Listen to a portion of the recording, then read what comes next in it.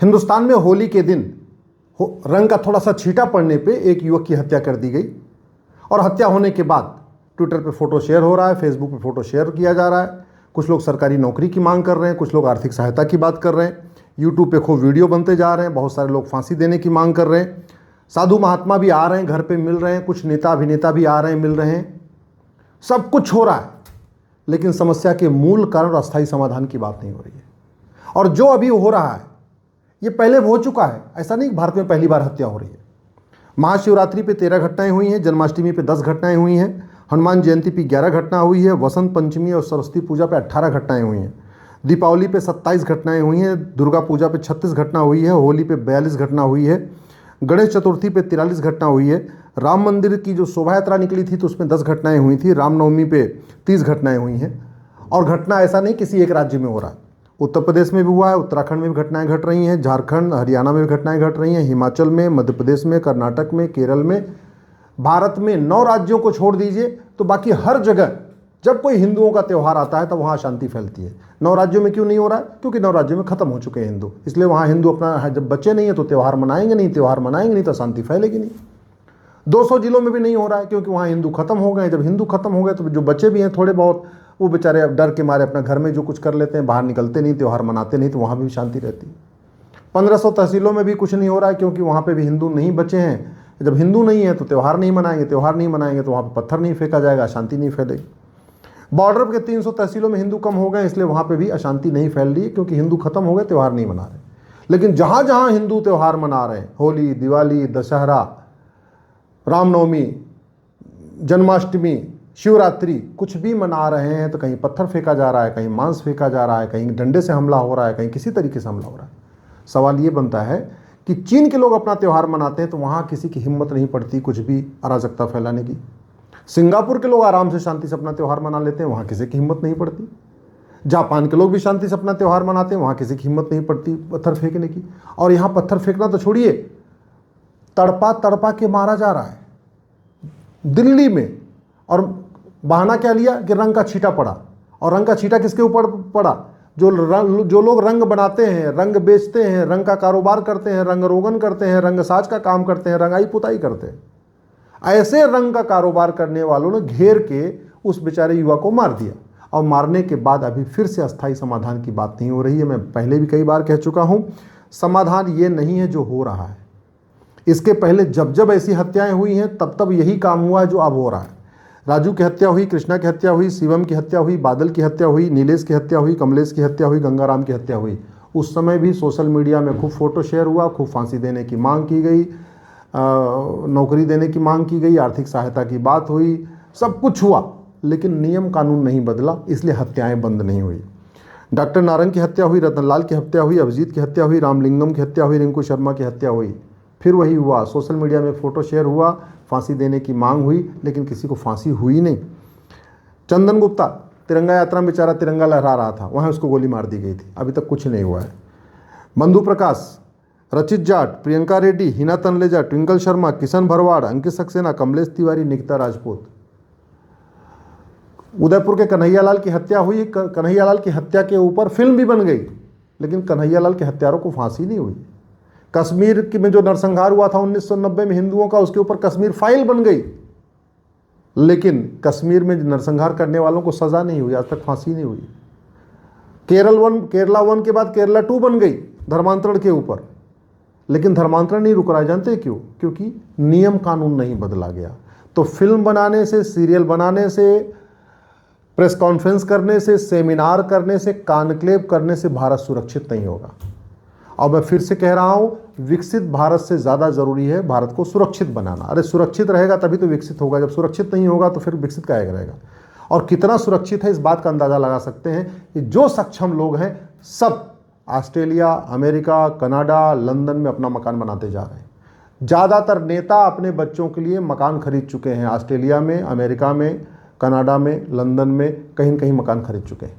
ज़्यादातर नौकरशाह जो भी कमिश्नर लेवल के हो जा रहे हैं, बहुत सारे तो कलेक्टर हैं, तब भी उन्होंने अपना ऑस्ट्रेलिया में घर खरीद लिया है, कनाडा में घर खरीद लिया है, अमेरिका में घर खरीद लिया है, लंदन में घर खरीद लिया है। तो जितने बड़े व्यापारी हैं सब अपना एक मकान खरीद के बैठे हुए हैं। इसका मतलब उनको पता है कि ये भारत असुरक्षित होने वाला, तो उन्होंने कारोबार यहाँ कर रहे हैं, पैसा यहाँ कमा रहे हैं, नोट यहाँ पे ले रहे हैं, इलेक्शन यहाँ लड़ रहे हैं, सब कुछ यहाँ कर रहे हैं, लेकिन अपने बच्चों को यहाँ नहीं रखा। सब अपने सबके बच्चे, चाहे आप शशि थरूर जी को उठा लीजिए, अब मैं नाम नहीं लेना चाहूँगा, ज़्यादातर नेताओं ने अपने बच्चों को विदेश भेज दिया है, उनको नागरिकता दिलवा दिया है, उनको सेटल कर दिया है, उनका काम धंधा वहाँ शुरू हो चुका है। ज़्यादातर नौकरशाहों ने अपने बच्चों को विदेश भेज दिया है। ये बेचारे, हम मिडिल क्लास, हम लोअर क्लास, हम किसान, हम मजदूर, हम सुबह से शाम तक देश की बात करते रहते हैं, देश हित की बात करते रहते हैं, और हमें और कुछ नहीं चाहिए, हमें फ्री में कुछ चाहिए भी नहीं, हमें तो सुरक्षा चाहिए, हमें सुरक्षित भारत चाहिए, हमें मुफ्त में मकान नहीं चाहिए, हमें मुफ्त में दुकान नहीं चाहिए, हमें मुफ्त में लोन नहीं चाहिए, हमें मुफ्त में वजीफ़ा नहीं मिल चाहिए, हमें कुछ भी मुफ्त में नहीं चाहिए, हमें मुफ्त में रोटी कपड़ा मकान नहीं चाहिए। हम सक्षम हैं, हम कमा लेंगे, यहीं रह लेंगे। हमें तो इतना चाहिए कि सुरक्षित हम रह लें बस। हम सड़क पे निकलें तो हमें सुरक्षा महसूस होनी चाहिए, हम बाजार जाएँ तो हम सुरक्षित रहें। हम अगर बैंक से पैसा निकाल के घर अपने चलें तो बीच में कोई आना नहीं चाहिए हमारा पैसा छीन के भाग जाए। हम तो सुरक्षा चाहते हैं, और सुरक्षा देने में सरकारें फेल हो चुकी हैं। सरकारें सुरक्षा देने में इसलिए फेल हो गई हैं क्योंकि सरकारों ने नियम कानून नहीं बदला। गुलामी की पुलिस व्यवस्था आज तक चल रही है, 1861 वाला पुलिस एक्ट चल रहा है। आज तक हमने एक यूनिफॉर्म पुलिस कोड लागू नहीं किया, पुलिस चार्टर लागू नहीं किया, पुलिस की रिस्पॉन्सिबिलिटी अकाउंटेबिलिटी तय करने के लिए सिस्टम डेवलप नहीं किया।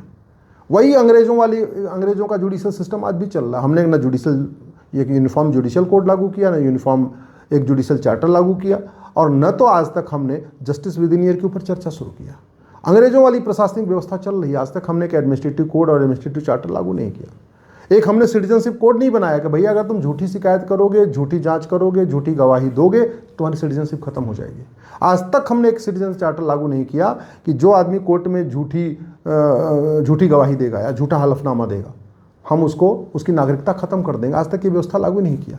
हमने झूठ को गंभीर अपराध घोषित करने के लिए कानून नहीं बनाया, झूठ पकड़ने के लिए नार्को पॉलीग्राफ ब्रेन मैपिंग कानून नहीं बनाया। तो जब तक कानून, देश तब सुरक्षित होता जब शिक्षा में संस्कार हो, कानून का खौफ हो। न हमने गुलामी की शिक्षा व्यवस्था बदला। मुगल चले गए लेकिन मदरसा बढ़ता जा रहा है, और मुगल 1000 मदरसे खुलवा के गए। हमारे यहाँ 1950 के बाद 3.5 लाख मदरसे खुल गए। मदरसों को बंद करने की बजाय, जो 1000 मदरसे थे उनको बंद करने की बजाय हमने 3.5 लाख और मदरसे खुलवा दिए।